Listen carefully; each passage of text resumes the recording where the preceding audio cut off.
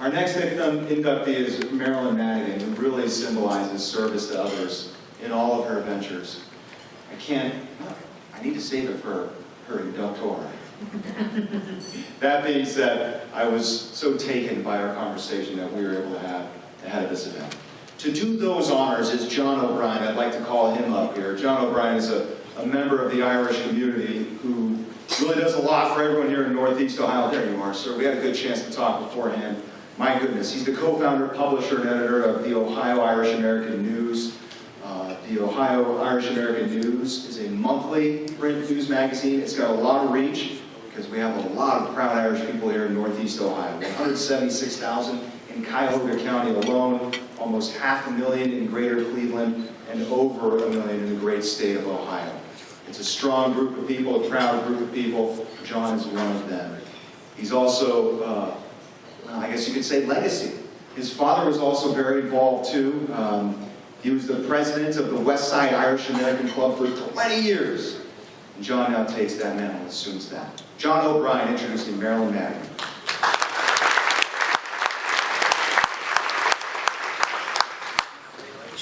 How's the hype? Can you hear me? Better? Worse? I do that all day. John O'Brien, Sr., is actually still the president of West Side Irish American Club. No worries. So I don't want him to hear about that from someone else.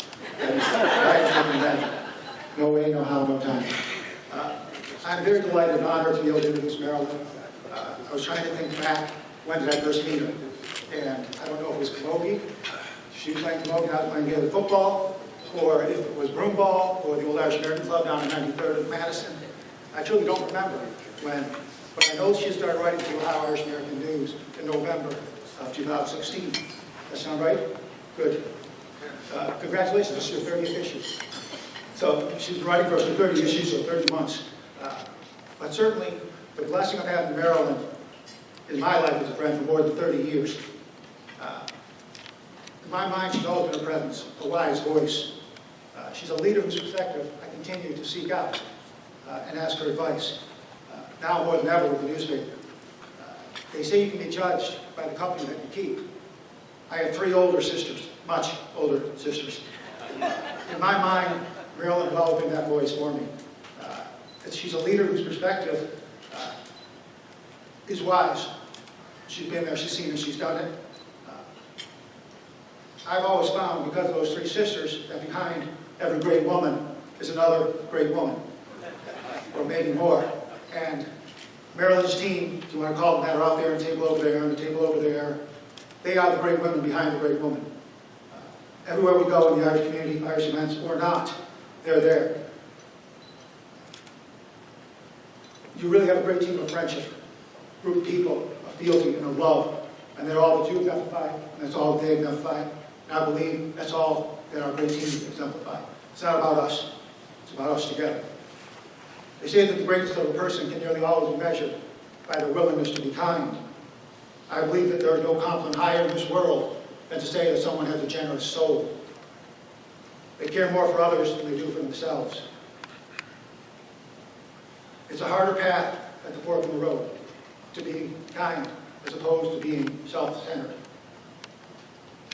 You're tired, you're stressed, you're distracted, and you snap out, or maybe you don't help. You just want to go home and see season 8 premiere of Games of Thrones. That might be understandable at first, but anyone that works hard knows that life is hard. Very good. Yet life teaches us what really matters. When people are first, when people matter first, we don't write our own legacy. It writes itself.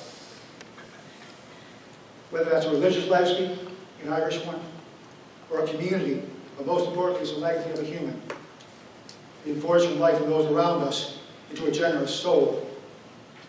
I'm sure you've read Marilyn's bio in the book there. I won't because of that. But if you've seen her in person, you've read the diversity, callings, and the willingness to answer the call. So Marilyn doesn't sit there and say, oh, I wish something would stop this. Marilyn stands up and says, I will stop this. And she gets involved, whether it be keeping churches open like St. Patrick's on Rocky River Drive, or helping with festivals, or helping the newspaper. It doesn't matter. Marilyn says, I will help. She bears the mantle herself and leads the way. Best advice I can give you Just don't get in her way. She is nice, but she is never, ever weak. A Hall of Famer doesn't set out to build their own bio. They recognize the tremendous gift we have in life that they are given, and each day that we are exchanging one day of our life for that gift, for something hopefully worthwhile. It's a fair trade for that gift of the day, the week, of your life. They set out to make the world a better place for their being here. That's a Hall of Famer. That's Marilyn Madigan.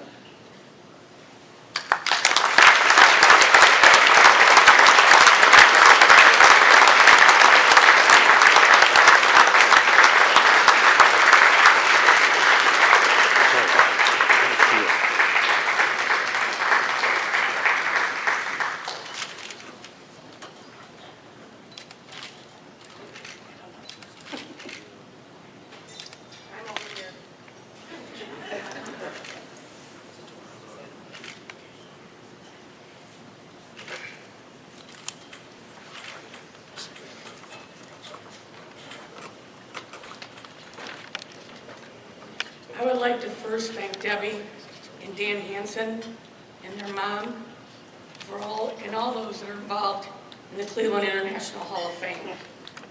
Congratulations to my fellow inductees, and thank you, John, for those kind words. I'm very humbled and honored to receive this award, and I have to thank my parents because they've instilled in me my love of my faith, my family, my friendships, my heritage, and my country. An award like this, you do not get alone. It's all those people that have been on your journey with you. So at this time, if I could ask my family and my friends to please stand.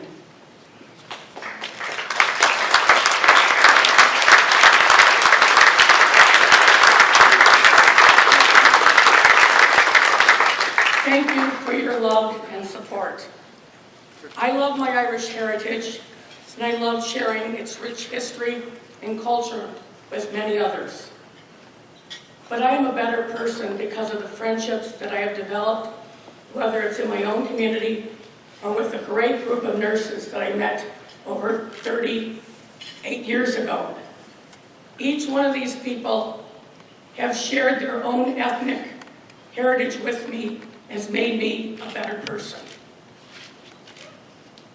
I love Cleveland, and what makes Cleveland special is that we've had many immigrants make this area their home. They brought their culture and their traditions and have made Cleveland a treasure.